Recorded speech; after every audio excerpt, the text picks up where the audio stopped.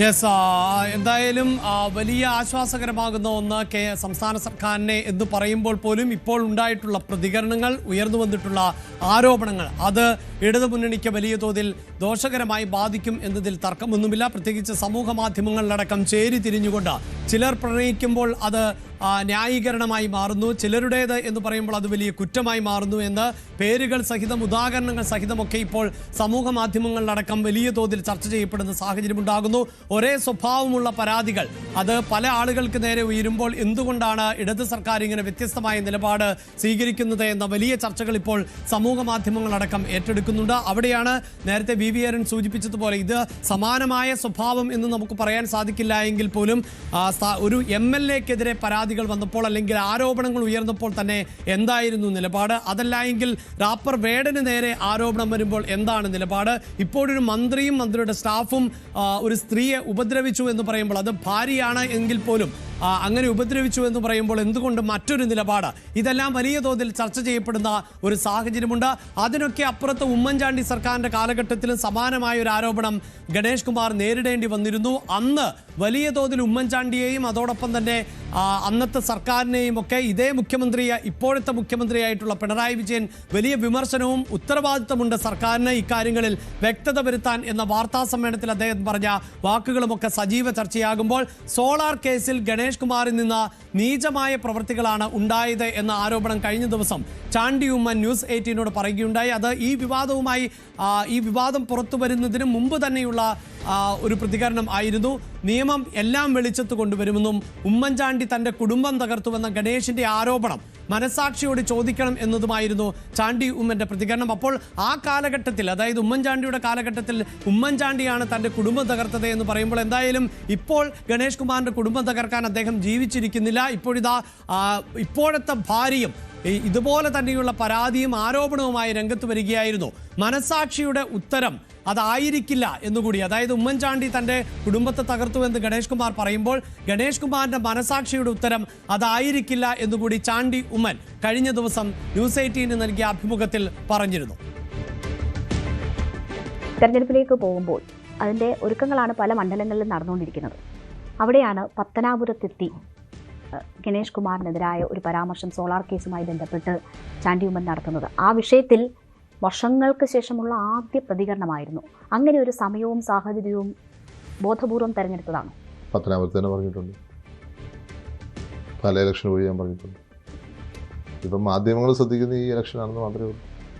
നിലമ്പൂരിന് മുമ്പ് ഞാൻ പ്രചരണം നടത്തിയിട്ടുണ്ട് ഇതേപോലെ തന്നെ. എത്രയോ വർഷമായിട്ട് മാധ്യമങ്ങൾ ശ്രദ്ധിക്കുന്നത് അപ്പോഴാണ്. അതേപോലെയുള്ളത് ഞാനിതിനു മുമ്പ് ഇത് ഒപ്പീനിയൻ പറഞ്ഞിട്ടുണ്ട്. അതിനകത്ത് ഞാൻ ഇച്ചൂടെ ഒന്ന് ക്ലാരിറ്റി വരുത്തി, മാത്രമേ ഉള്ളൂ. കാരണം ഗണേശൻ്റെ കുടുംബം എന്ന് പറഞ്ഞാൽ ഇപ്പം എൻ്റെ ഒരു ഫാദറിൻ്റെ എൽഡർ ബ്രദറായിട്ട് ഞങ്ങൾ കണക്കാക്കുന്ന ഒരാളാണ് സാർ. അദ്ദേഹത്തിൻ്റെ അമ്മയും അതേപോലെ എൻ്റെ മദറുമായിട്ട് വലിയ അടുപ്പമായിരുന്നു. ഗണേശനെയും ഞാൻ ഒരു ഹൈ റിഗാർഡിൽ വെച്ചിരുന്നതാണ്. ഞങ്ങളൊരു NDUCയുടെയൊക്കെ ഒരു പ്രശ്നം അദ്ദേഹമായിട്ട് ഞാൻ ടേക്കപ്പ് ചെയ്തു, അതൊക്കെ ചെയ്തായിരുന്നു. പക്ഷേ അദ്ദേഹത്തെ പോലെ ഒരാളിൽ നിന്ന് ഇത് എക്സ്പെക്ട് ചെയ്യുന്നില്ല എന്ന് മാത്രമല്ല ഞാൻ പറഞ്ഞുള്ളൂ. വേറെ ഞാൻ പറഞ്ഞു, ഇത്രയും അടുപ്പം ഉണ്ടായിരുന്ന ഒരാളിൽ നിന്ന് ഇങ്ങനെ കേൾക്കുമ്പോൾ ഇതേപോലൊരു കാര്യം ഞങ്ങൾ എക്സ്പെക്ട് ചെയ്തിരുന്നില്ല. ബാക്കിയുള്ളതൊക്കെ നിയമം പ്രൂവ് ചെയ്യട്ടെന്നേ, ഞാനതിനെക്കുറിച്ച് ഞാനൊരു കമൻറ്റ് പറയുന്നില്ല. ബാക്കിയൊന്നും ഞാൻ ജഡ്ജ് ചെയ്യുന്നില്ല, ഒരാളും ജഡ്ജ് ചെയ്യുന്നില്ല. ശ്രീ ഗണേഷ് കുമാർ അടക്കം ആരെയും ഞാൻ ജഡ്ജ് ചെയ്യുന്നില്ല. അതിൻ്റെ ജഡ്ജ്മെൻറ്റ് തരേണ്ട നിയമമാണ്, നിയമം പറയട്ടെ.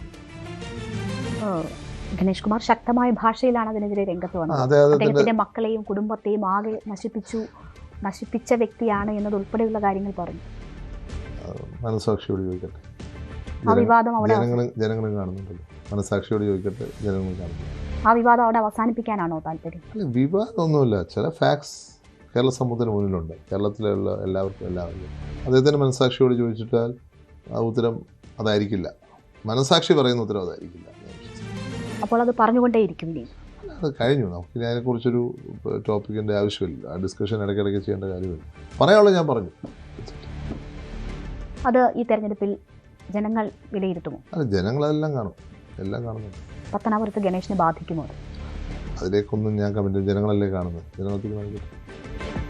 ഏറ്റവും ശ്രദ്ധേയമായ മറുപടി ഈ ചോദ്യത്തിനുള്ള ഉത്തരം എന്ന നിലയിൽ അദ്ദേഹം പറഞ്ഞ് അവസാനിപ്പിച്ചതാണ്. ഇത് ഒരു കഴിഞ്ഞ ടോപ്പിക്കാണ് എന്നാണ്, പക്ഷേ അത് കഴിഞ്ഞില്ല എന്നതാണ് ഏറെ കൗതുകകരം. ഇങ്ങനെ ഒരു അഭിമുഖം ഞങ്ങൾ പ്രേക്ഷകരിലേക്ക് നൽകി. മണിക്കൂറുകൾക്കകം തന്നെയായിരുന്നു പത്തനാപുരത്ത് MLA വീണ്ടും വിവാദ ചുഴിയിൽപ്പെട്ടു പോകുന്നത്, മന്ത്രി വിവാദ ചുഴിയിൽപ്പെട്ടു പോയത് എന്നതാണ് എടുത്തു പറയേണ്ടത്. കാരണം ഇപ്പോഴും, അതായത് ഉമ്മൻചാണ്ടിയുടെ കാലഘട്ടത്തിൽ അദ്ദേഹത്തിന്റെ കുടുംബം തകർത്തത് ഉമ്മൻചാണ്ടിയാണ് എന്ന് പറയുന്ന ഗണേഷ് കുമാറിന് ഇനി ഈ വിഷയത്തിൽ എന്താണ് പറയാനുള്ളത്? ഇപ്പോൾ അദ്ദേഹം നിലപാട് മാറ്റുകയാണ്. തനിക്ക് 1 അല്ല 5000 പ്രണയങ്ങളുണ്ട് എന്നാണ് ഇപ്പോൾ ഗണേഷ് കുമാർ പറയുന്നത്. മാത്രവുമല്ല, ഒരു മനുഷ്യന്റെ രാഷ്ട്രീയമാണ് നോക്കേണ്ടത് എന്നും, ഒരു ജനപ്രതിനിധി ജനങ്ങളോട് എങ്ങനെ പെരുമാറി, ജനങ്ങൾക്ക് എന്തെല്ലാം ഉപകാരം ചെയ്തു, നാടിനും കേരളം എന്ന സംസ്ഥാനത്തിനും എന്തു ഗുണം ചെയ്തു, ഇത് മാത്രം നോക്കിയാൽ മതി എന്നതാണ് ഗണേഷിന്റെ വിചിത്രമായ മറുപടിയെങ്കിൽ ഇതൊക്കെ എല്ലാവർക്കും ബാധകമാകില്ലേ ഗണേഷ് കുമാർ എന്നതാണ് തിരിച്ച് ചോദ്യമായി ചോദിക്കേണ്ടത്. ഇത് ഇങ്ങനെയെങ്കിൽ എല്ലാ മുന്നണികളിലെയും നേതാക്കളെയും ഇതേ സ്വഭാവത്തോടു കൂടി തന്നെയല്ലേ കാണേണ്ടത്? കിരൺ ബാബു ഉണ്ട് പൊളിറ്റിക്കൽ ഡെസ്കിൽ നിന്ന്. കിരൺ, ഈ അടുത്ത കാലത്ത് രാഷ്ട്രീയ കേരളം ചർച്ച ചെയ്യപ്പെട്ടിട്ടുള്ള സമാന സ്വഭാവമുള്ള ഒട്ടേറെ വിഷയങ്ങളുണ്ട്. അതിനെയെല്ലാം നമുക്ക് വേണമെങ്കിൽ പ്രണയത്തെ ചേർത്ത് വെച്ചുകൊണ്ട് പറഞ്ഞു പോകാം. എല്ലാവർക്കും എല്ലാവരോടും പ്രണയമൊക്കെ തോന്നാമല്ലോ. ഇപ്പോൾ ഗണേഷിന് 5000, മറ്റൊരാൾക്ക് 3000, 2000 അങ്ങനെയൊന്നും കണക്കുകളില്ല. അപ്പോൾ ഈ പരാതിയൊക്കെ ഉയർന്നു വരുമ്പോൾ അത് പ്രണയമായിരുന്നു എന്ന മറുപടിയിലൂടെ പിന്നെ ഈ പരാതി ഉന്നയിക്കുന്നവർ ക്ഷമിക്കാൻ തയ്യാറായാൽ ആ വിവാദം അടഞ്ഞ അധ്യായമായി മാറുന്നു. അങ്ങനെയൊക്കെയുള്ള ഒരു നരേഷൻ അത് എത്രത്തോളം നിലനിൽക്കും കിരൺ? അഭിലാഷ്, പ്രണയം എന്ന് പറയുന്നത് 2 വ്യക്തികൾ തമ്മിലുള്ള വിഷയമാണ്. അത് ആ വ്യക്തിക്ക് ഇരുവർക്കും പരാതി ഇല്ലെങ്കിൽ അതിനകത്ത് മറ്റുള്ളവർക്ക് ഇടപെടേണ്ട കാര്യമില്ല എന്നൊക്കെ പറയാം. പക്ഷേ രാഷ്ട്രീയത്തിൽ നിൽക്കുമ്പോൾ, അത് സാധാരണ വ്യക്തികളുടെ കാര്യത്തിൽ, ഇവരൊക്കെ പൊതുമണ്ഡലത്തിൽ നിൽക്കുന്ന വ്യക്തികളാണ്. പൊതുമണ്ഡലത്തിൽ നിൽക്കുമ്പോൾ 2 പേർക്കും പരാതി ഉണ്ടായാലും ഇല്ലെങ്കിലും ഒക്കെ പലപ്പോഴും ഇത് വിവാദങ്ങൾ ആവാറുണ്ട്. അതിന്റെ ധാർമ്മികത തീർച്ചയായും. പക്ഷേ കിരൺ, ആ പരാതിയിൽ ഭാര്യയ്ക്ക് അല്ലെങ്കിൽ ആ പ്രണയത്തിൽ ഈ 5000 പേരോടുള്ള പ്രണയവും ഇഷ്ടപ്പെടാത്ത അല്ലെങ്കിൽ പുറത്തു പറയാൻ പറ്റാത്ത സാഹചര്യത്തിൽ കണ്ടു എന്നൊരു ഭാര്യ പുറത്തു പറയുമ്പോഴാണല്ലോ അത് വിഷയമായി മാറുന്നത്. അത് തന്നെയാണ് അഭിലാഷ് ഞാൻ പറയാൻ വന്നത്. യഥാർത്ഥത്തിൽ ആ 2 പേർക്ക് പരാതി ഉണ്ടോ ഇല്ലയോ എന്നുള്ളതല്ല വിഷയം. ഇവിടെ അത്തരം കാര്യങ്ങളൊക്കെ ഗണേഷ് കുമാർ പറഞ്ഞതെല്ലാം ശരിയാണ്. പ്രണയമാണ്, അദ്ദേഹത്തിന് 5000 പേരോട് പ്രണയമുണ്ട്. 5000 പേരെ പ്രണയിക്കുന്നതിനോ അതിൽ കൂടുതൽ ആളുകളെ പ്രണയിക്കുന്നതിനോ ഒന്നും ആളുകൾക്ക് യാതൊരു തെറ്റുമില്ല. ആർക്കും പരാതിയില്ല, എല്ലാവർക്കും സന്തോഷമാണെങ്കിൽ അങ്ങനെ തന്നെ. പക്ഷേ ഇവിടെ പരാതിയുമായി പുറത്തു വന്നത് ഏതെങ്കിലും ആളുകൾ ഗോസിപ്പ് പറഞ്ഞതല്ല. പരാതിയുമായി ആദ്യം പുറത്തു വന്നത് അദ്ദേഹത്തിൻ്റെ ഭാര്യയാണ്. അദ്ദേഹത്തിൻ്റെ ഭാര്യ തന്നെ പറയുന്നു, അരുതാത്ത ചില കാര്യങ്ങൾ തൻ്റെ ബെഡ്റൂമിൽ വെച്ച് ഗണേഷ് കുമാറിനെ കണ്ടു എന്ന് പറയുന്നു. അതിൻ്റെ ചിത്രങ്ങൾ താൻ എടുത്തു എന്ന് പറയുന്നു. ഈ സമയത്ത് ചിത്രങ്ങൾ എടുത്ത് തൻ്റെ മൊബൈൽ തട്ടിപ്പറിക്കാനും തന്നെ മുറിയിൽ നിന്ന് പുറത്താക്കാനും ഗണേഷ് കുമാറിൻ്റെ സ്റ്റാഫ് ശ്രമിച്ചു എന്ന് പറയുന്നു. ഇതിൽ ഞാൻ 112 വിളിച്ചു പരാതി പറഞ്ഞു എന്ന് പറയുന്നു. അവിടെ പോലീസ് എത്തി എന്ന് പറയുന്നു. ഇത്രയും കാര്യങ്ങൾ അവർ പരസ്യമായി പറഞ്ഞതാണ്. അതിനി ആർക്കും നിഷേധിക്കാൻ കഴിയുന്ന ഒന്നല്ല. പക്ഷേ ഗണേഷ് കുമാർ വീണ്ടും ഇന്ന് മന്ത്രിസഭാ യോഗം ചേരുന്നതിന് മുമ്പായി ഭാര്യയുമായി ക്ഷമ പറഞ്ഞ് അല്ലെങ്കിൽ മാപ്പ് പറഞ്ഞ് അല്ലെങ്കിൽ ഗണേഷ് കുമാറിൻ്റെതായ സവിശേഷമായ കഴിവ് ഉപയോഗിച്ചുകൊണ്ട് അത് പരാതി പരിഹരിച്ചിരിക്കുന്നു. ഭാര്യ ഇപ്പോഴും പറയുന്നത്, ഏറ്റവും അവസാനത്തെ വാചകത്തിലും താൻ പറഞ്ഞതൊന്നും മാറ്റി പറയുന്നില്ല, മുമ്പും സമാനമായ അനുഭവങ്ങൾ ഉണ്ടായിട്ടുണ്ട്, പക്ഷേ താൻ അത്രത്തോളം ഗണേഷ് കുമാറിനെ സ്നേഹിക്കുന്നു, ഇതിൻ്റെ പേരിൽ ഒരു പരാതിയുമായി മുന്നോട്ട് പോകാനോ ഗണേഷ് കുമാറിൽ നിന്ന് പിരിഞ്ഞു പോകാനോ ഒന്നും താൻ ആഗ്രഹിക്കുന്നില്ല. അത് 2 പേർ തമ്മിലുള്ള വൈകാരിക അടുപ്പത്തിൻ്റെ ഒക്കെ വിഷയമാണ്. അത് അവർക്ക് പരാതിയില്ല എന്ന് ഒരു ഭാര്യ പറഞ്ഞു കഴിഞ്ഞാൽ പിന്നീട് പരാതിയില്ല. അതിൽ മൂന്നാമത് നിൽക്കുന്ന നമുക്കോ അല്ലെങ്കിൽ പൊതുസമൂഹത്തിനോ പിന്നീട് ചോദ്യങ്ങളൊന്നുമില്ല. അവിടെ കൊണ്ട് ആ അധ്യായം അവസാനിക്കുന്നതാണ്. പക്ഷേ ഇത് അവസാനിക്കാതിരിക്കാനുള്ള ഒരു പ്രധാനപ്പെട്ട കാരണം, ഇടതുമുന്നണി അടക്കമുള്ള കേരളത്തിലെ പ്രധാനപ്പെട്ട പാർട്ടി മുന്നണികളെല്ലാം തന്നെ എതിർപക്ഷത്ത് സമാനമായ രീതിയിൽ ആക്രമണങ്ങൾ വരുമ്പോൾ അവിടെയൊന്നും ഈ ഇളവ് ആർക്കും നൽകിയിട്ടില്ല എന്ന് മാത്രമല്ല, ഇത് പൊതുസമൂഹത്തിലെ ഒരു വലിയ വിഷയമായി തന്നെ എടുത്തിട്ടുണ്ട്. അല്പസമയം മുമ്പ് നമ്മൾ കണ്ട ഉമ്മൻചാണ്ടിയുടെ കൂടുതൽ വാർത്തകൾക്ക് news 18 Keralam YouTube channel subscribe ചെയ്യുക.